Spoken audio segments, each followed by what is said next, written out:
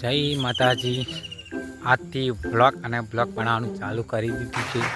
Blog અને blog બનાવવાનું એટલું કારણ છે કે છેલ્લા 4-5 મહિનાથી કામ બહુ ધીમું ચાલી રહ્યું છે। અચ્છા, કામ ધીમું ચાલી રહેવાથી બાઇકના 4 હપ્તા બાઉન્સ થયા છે।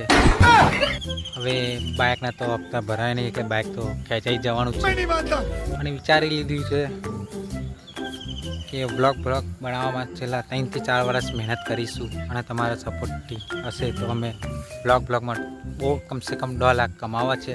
क्या बात है सर। જે 2 લાખ કમાઈએ એ રોકડાથી બાઇક લાવી દેવું ગયા, કેમ કે હવે 4 હપ્તા બાઉન્સ થયા હોય ઝાટકે તો 4 હપ્તા આપણાથી ભરવાની ઓકાત થયા નહીં એટલે વિચારી લીધું લાઈ આપણા બ્લોગ બનાવીએ।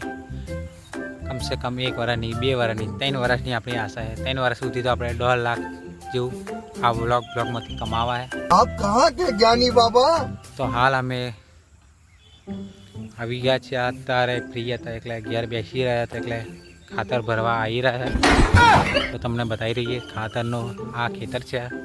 આ ખેતરમાં ખાતર ભરવાનું છે અને પેલા 2 વડીલો બેસી રહ્યા તે ખાતરનો ઉકેડો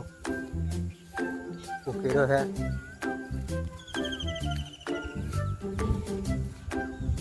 હા, હાલ તો અમે 10 મિનિટનો ટાઈમ લીધો છે કેમ કે ખાતર ચાલુ હતું ભરવાનું।